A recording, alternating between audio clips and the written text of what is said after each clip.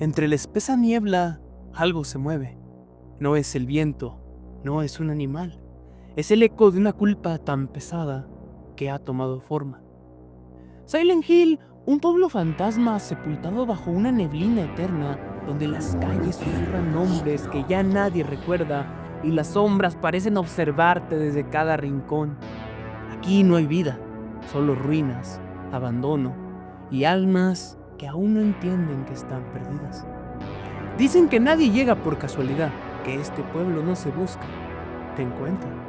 Y cuando lo hace, no te enfrenta a demonios de carne y hueso, sino a algo mucho peor, a ti mismo.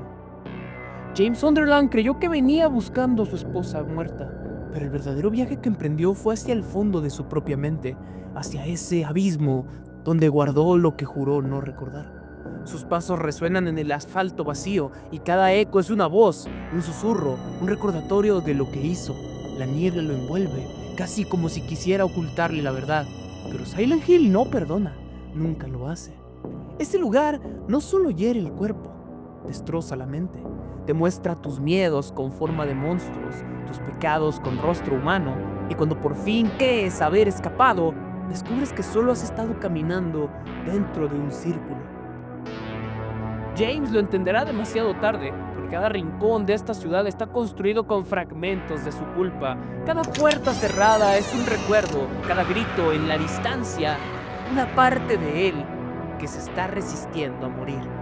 Silent Hill no es un pueblo maldito, es un espejo, y cuando mires dentro de él, tal vez no veas a los monstruos que lo habitan, tal vez veas algo mucho peor, a ti mismo. Y eso es lo que descubriremos en este video.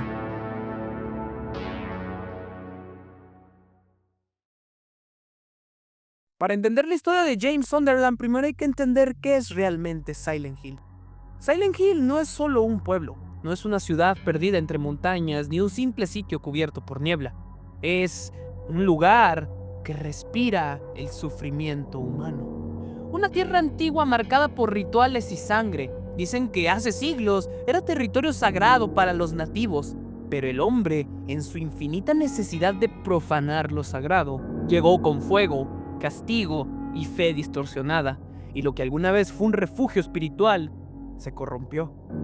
Con el tiempo, Silent Hill se convirtió en un espejo del alma, un lugar donde las culpas toman forma, donde los miedos se vuelven carne, donde lo que escondes te observa. Cada persona que pisa su suelo no entra realmente al pueblo, entra en su propia mente, porque Silent Hill no existe del todo en este mundo. Es un reflejo, un purgatorio, un abismo que se alimenta de tu dolor. Ahora, imagina por un momento que este lugar existiera, que conduces por una carretera vacía, la niebla lo cubre todo y tu reflejo en el parabrisas parece devolverte una mirada que no reconoces. Si Silent Hill se materializara frente a ti, ¿qué te mostraría? ¿Tus pecados? ¿Tus arrepentimientos? ¿O aquello que preferirías nunca volver a ver? Esa es la trampa de este pueblo maldito, y James Sunderland fue una de sus víctimas más perfectas. Todo comenzó con una carta escrita con la tinta del imposible. Venía firmada por Mary, su esposa, la misma Mary que había muerto 3 años atrás. Estoy esperándote en nuestro lugar especial, decía. James lo entendió, no podía entender, pero algo dentro de él lo empujó a buscarla, a pesar del absurdo, a pesar del miedo, a pesar de saber que, muy en el fondo, algo estaba terriblemente mal. Así que tomó su coche y condujo hasta Silent Hill. La carretera era larga, recta y silenciosa. El mundo se iba desvaneciendo poco a poco mientras la niebla se hacía más espesa. Y cuando cruzó el último letrero oxidado que decía "Welcome to Silent Hill", ya no había marcha atrás.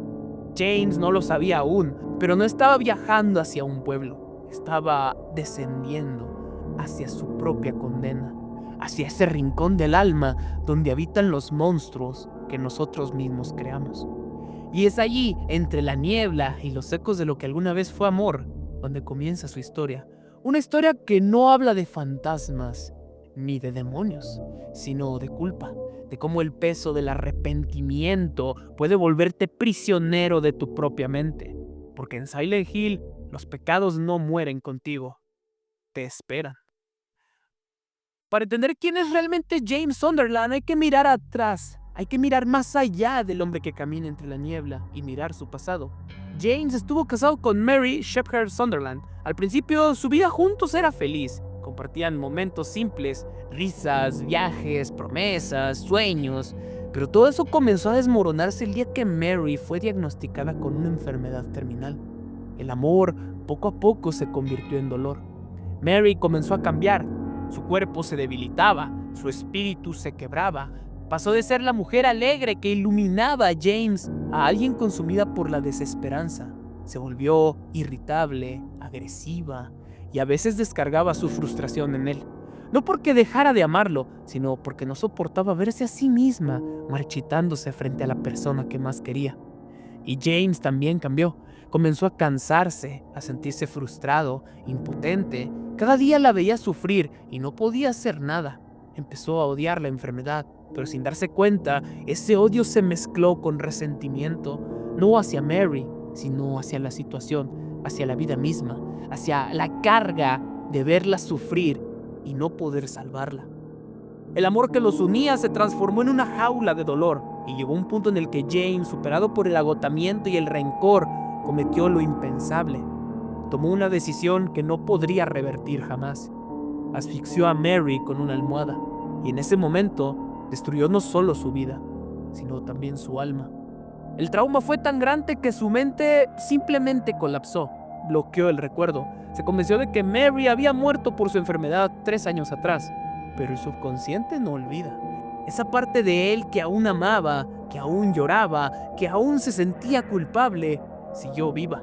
Y fue su culpa, esa herida invisible, la que lo llevó de regreso a Silent Hill, porque James no estaba buscando a Mary, estaba buscando redención, o tal vez sin saberlo, estaba buscando castigo. Silent Hill no fue solo un destino en su mapa, fue el reflejo de su mente, el lugar donde todos los recuerdos que intentó enterrar regresaron para enfrentarlo. Y así, entre la niebla, James emprende su camino, un camino que no lo llevará hacia el perdón, sino hacia la verdad. Esa verdad que duele, que quema y que simplemente te recuerda que no se puede huir de uno mismo, ya que hay culpas que no se disuelven en la niebla de nuestra mente.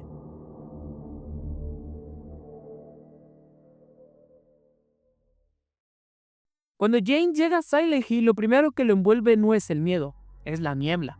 Una niebla tan densa, tan helada, que parece atravesarle la piel y llegar hasta los huesos. Pero esa niebla no solo cubre el pueblo, también cubre su mente, porque lo que James ve allá afuera no es distinto a lo que lleva adentro. El aire es pesado, el silencio es casi insoportable, y mientras camina entre calles vacías y ecos de lo que alguna vez fue vida, comienza a cruzarse con personas, aunque en el fondo, ninguna de ellas está realmente viva. Primero está Eddie, luego Ángela Orozco y una niña llamada Laura. Cada uno de ellos carga con su propio infierno, con su propio reflejo del dolor, pero en ese momento James no lo sabe. Solo siente que todos de alguna manera son fragmentos de algo más grande, como si Silent Hill los hubiera reunido para recordarle algo que aún no quiere aceptar. Y entonces aparece María, una mujer idéntica a Mary, su difunta esposa, pero hay algo distinto en ella. Su forma de moverse, su manera de hablar, su mirada. María es más provocativa, más libre, más viva. Representa todo lo que Mary ya no podía hacer cuando la enfermedad la consumía. Y para James, ella se convierte en una especie de espejismo, una ilusión creada por su propio deseo reprimido. Porque, aunque duela admitirlo, James llegó a un punto donde dejó de ver a Mary como su esposa. El amor que una vez lo llenó se fue transformando en frustración, cansancio, resentimiento. Y aunque suene cruel, en el fondo comenzó a verla como una carga. Pero lo trágico es que Mary también sufría. Su enfermedad la volvió distante, irritable, impotente ante su propia decadencia. Y en ese proceso, sin darse cuenta, también alejó a James. No se trata de justificarlo, sino de entenderlo. Ambos se perdieron en el dolor, y cuando el amor no encuentra salida, se convierte en algo más oscuro. James no supo cómo acompañarla, y Mary no supo cómo dejarse acompañar. Entre los dos construyeron un muro de silencio, Y en ese vacío nació María. María no es una persona real, es una proyección, la representación de todo lo que James deseaba y de todo lo que perdió. Ella es el reflejo de sus anhelos reprimidos, de su necesidad de escapar del peso del dolor, de la culpa y del compromiso. Pero también es la trampa más cruel de Silent Hill, hacerle creer que puede rehacer su vida cuando en realidad está repitiendo su condena. El psicoanálisis lo explica con claridad. Para Lacan, el deseo humano nace de la falta. Deseamos lo que nos falta, lo que sentimos que perdimos, lo que nunca tuvimos del todo. Y James, después de la muerte de Mary, queda vacío. Un vacío tan profundo que intenta llenarlo con una ilusión, con María. Pero el deseo no se sacía con sombras, solo se prolonga. Y cuanto más intenta James acercarse a ella, más se hunde en el mismo ciclo de dolor que lo trajo aquí. Silent Hill está mostrando una verdad dolorosa, que a veces lo que amamos no es la persona, sino la idea que tenemos de ella, y que mientras sigamos persiguiendo reflejos, jamás encontraremos paz.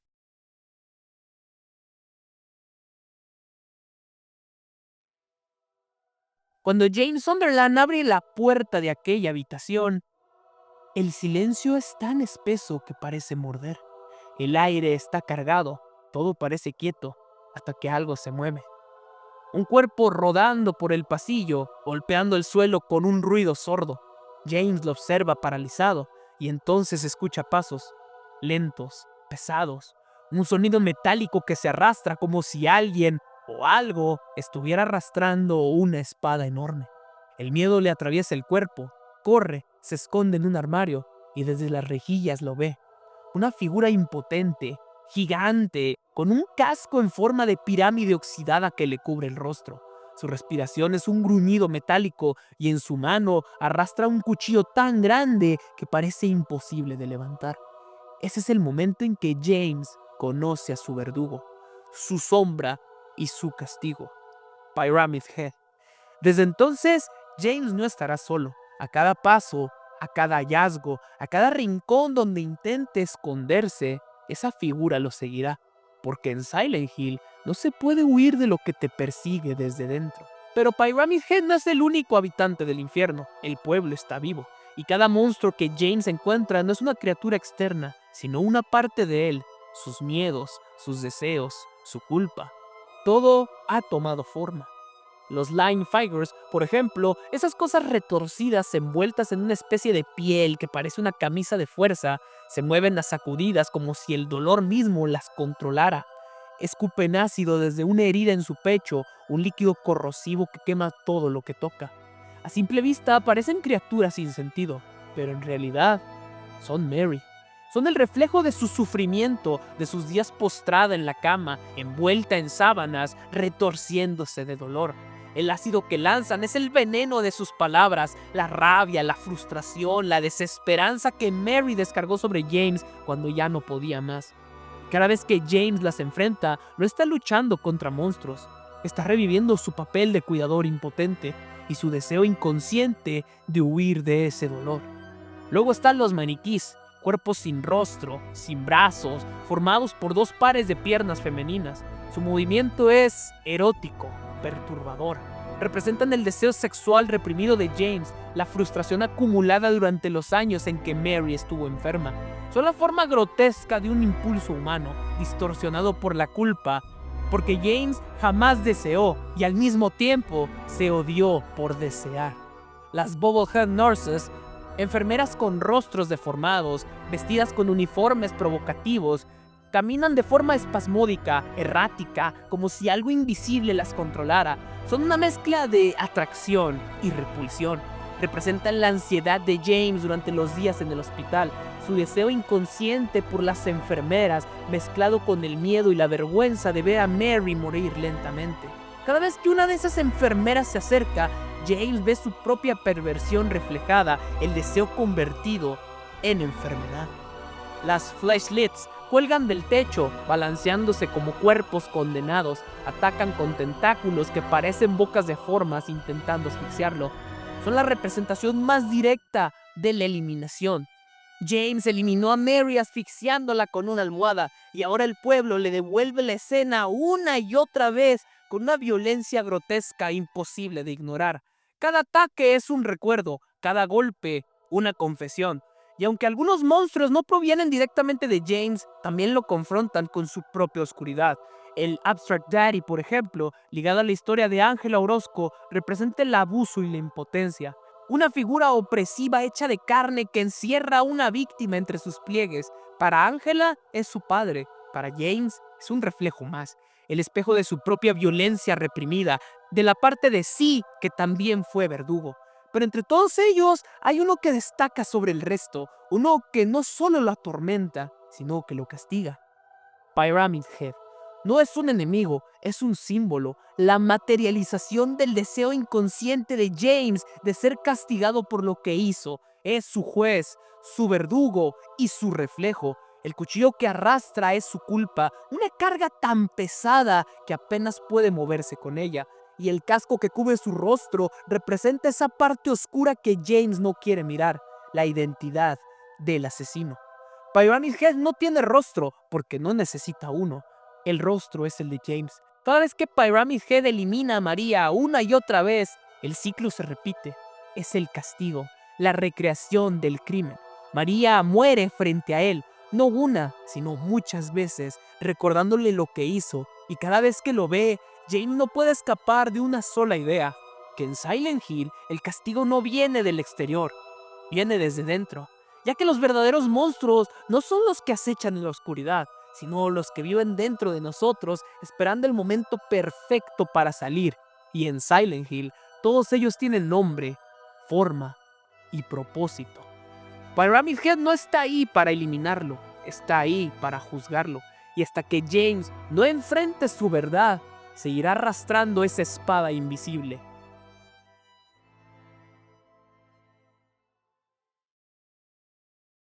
Imagina esto. Estás en un pueblo cubierto por la niebla. No recuerdas por qué llegaste, pero sabes que algo o alguien te trajo aquí. El aire pesa. Cada paso que das parece llevarte no hacia afuera, sino más adentro de ti. El viaje de James Sunderland no es uno de supervivencia, es uno de confrontación, porque Silent Hill no es solo un lugar, es un espejo, un reflejo distorsionado del alma. Cada calle, cada sombra, cada monstruo es una parte de él que tomó forma. Los edificios que recorre son más que estructuras, son recuerdos convertidos en ruinas. Los apartamentos donde se escuchan gritos y susurros son el eco de un resentimiento que nunca se apagó. El hospital donde Mary fue tratada, que ahora se convierte en un laberinto de culpa. Y el hotel Lakeview, su lugar especial. Ese lugar donde el amor y la tragedia se mezclaron, donde los recuerdos bonitos se mancharon para siempre. En la habitación 312, James encuentra una cinta de video, y al verla, todo se derrumba. Porque la verdad no siempre llega como un golpe, a veces llega como un susurro que no quieres escuchar.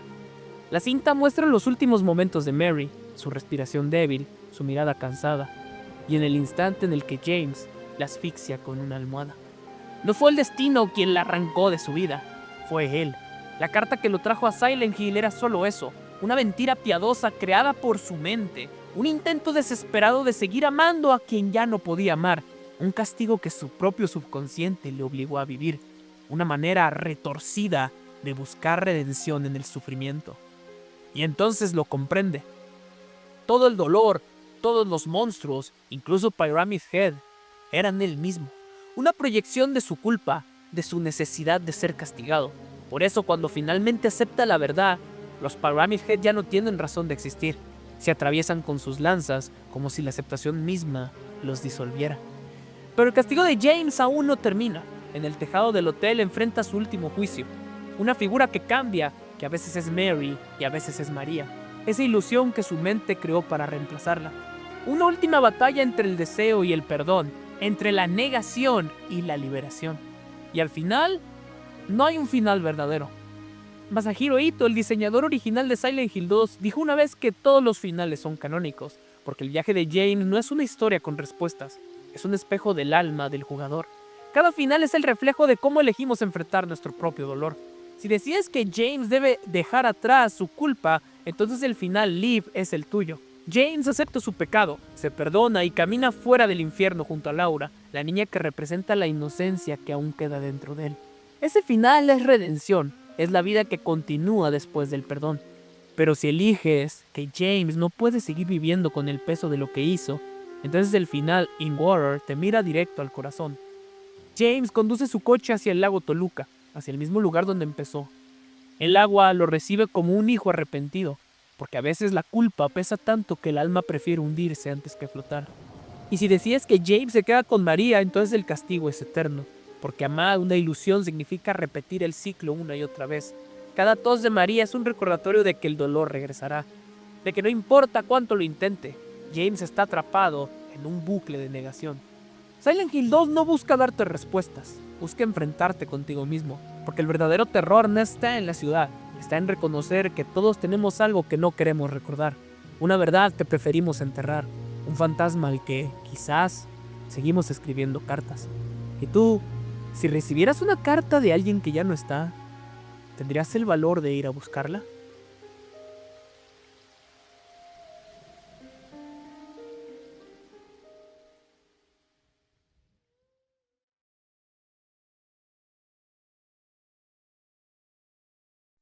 Quiero retomar algo sobre los finales de Silent Hill 2 para terminar el video. Y es que, más allá de ser simples desenlaces, son espejos. Cada uno refleja una forma distinta de enfrentar el dolor, la culpa y la redención.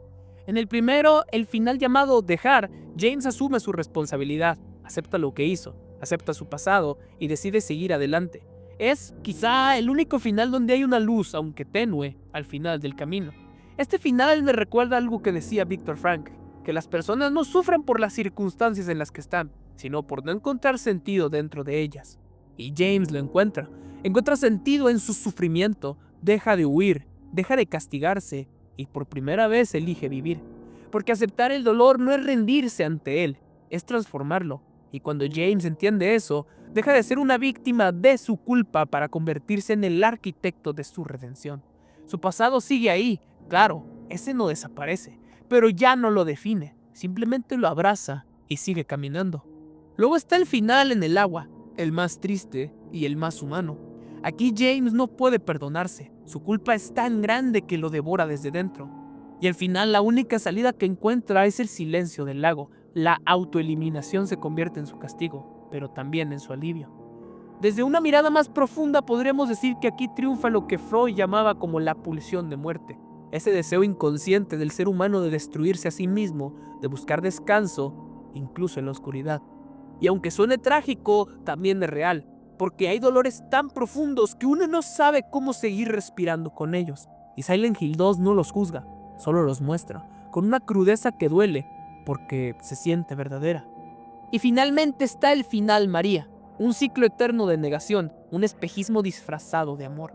James elige quedarse con María, la mujer que no existe, una recreación de su esposa ideal, libre de enfermedad, libre de dolor, pero pronto ella comienza a toser, como si el pasado se negara a ser olvidado. Y ahí entendemos que el ciclo se repite, que James está atrapado en un bucle donde su culpa y su negación lo mantienen prisionero. No aprendió nada, no cambió, solo maquilló su infierno para hacerlo soportable. Nietzsche hablaba del eterno retorno, esa idea de vivir la vida misma una y otra vez con todos sus errores, dolores y alegrías, y preguntaba, ¿podrías decir sí a tu vida sabiendo que la repetirías infinitamente? James no puede, dice que no, y al decirlo, condena su alma a revivir una y otra vez el mismo sufrimiento, sin redención, sin paz. Porque en Silent Hill, el castigo más cruel no es la muerte, es la repetición, es no aprender, es no perdonarte. Cada final, en realidad, no habla solo de James, habla de nosotros, de cómo enfrentamos nuestras propias culpas, de cómo decidimos mirar o no mirar lo que duele. Al final, Silent Hill no te pregunta qué final elegiste, te pregunta por qué lo hiciste.